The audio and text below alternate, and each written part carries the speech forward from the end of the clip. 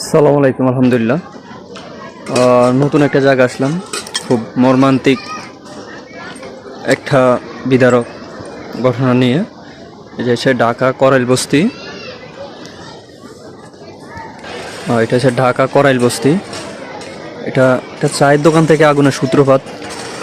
সেই সূত্রপাত নিয়ে কতগুলো বাড়ি ঘর পুরো ছাই শেষ হয়ে গেছে, কত মানুষের আশা আকাঙ্ক্ষার, কত স্বপ্ন, কত কি পুড়ে গেছে। এখন ওগুলা ভাষা বলে তো বোঝানো যাবে না, কেমনে বোঝানো যাবে জানি না, যার যায় সেই বোঝে। এখানে কোনো একজন দয়াবান ব্যক্তি ওনাদের জন্য খাবার নিয়ে আসছে, ওনারা খাবারের জন্য সিরিয়াল দিচ্ছে। খুব মর্মান্তিক একটা দৃশ্য, জানি না কিভাবে ওনারা এটা পোষায় উঠবে।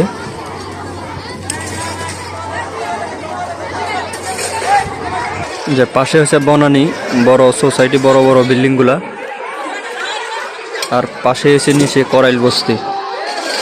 গুলশান বনানীর মাঝখানে যে করাইল বস্তিটা।